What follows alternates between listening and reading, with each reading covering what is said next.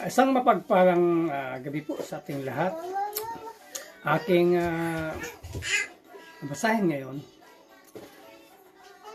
ay makikita sa mga awit. Kabanata 87, talata 1 hanggang 2. Awit ng pagpaparangal sa Jerusalem. Sa bundok ng Sayon itinayo ng Diyos ang banal na lungsod.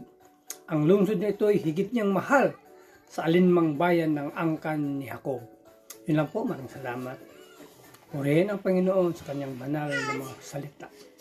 God bless.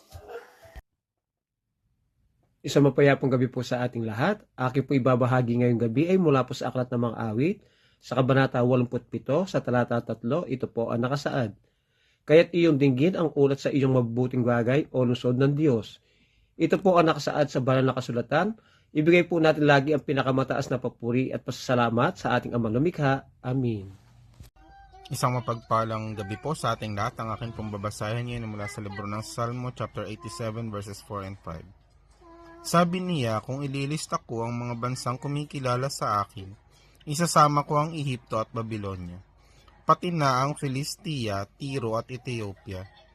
Ituturing kong tubong Jerusalem ang kanilang mga mamamayan. Ito ang mga masasabi tungkol sa Zion.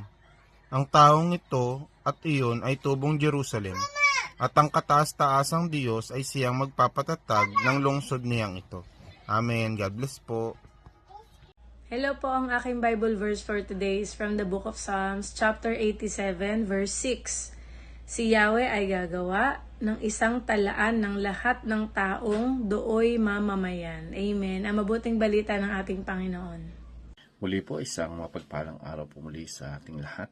At tayo nga po ay nasa Psalms chapter 87, verse 7. So sabi po dito, sila na nagsisiawit, pati ang mga sumasayaw ay nagsasabi, ang lahat kong bukal ay nasa iyo.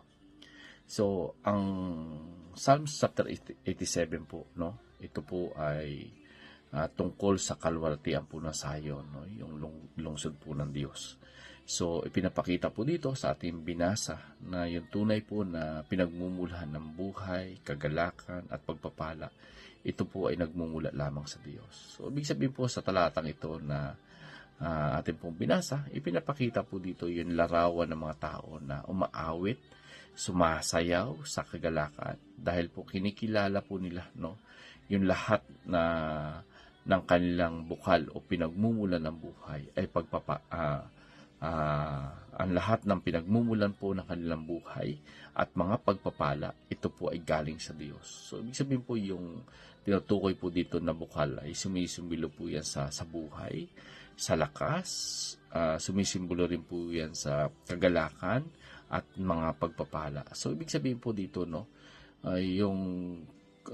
yung pagkilala po na sa Diyos, talaga pong yung lahat po na meron ng mga pagpapala sa ating buhay, ating buhay, ito po ay galing po sa ating Panginoon. So, dito po natin makikita na talagang ang Diyos lamang po talaga yung pinagmumulan ng ating buhay, Tulad nga po yung bukal na binabanggit po dito, na talagang yung Diyos po yung nagbibigay ng buhay. Sa Kanya po galing yung lakas, sa Kanya rin po galing yung biyaya.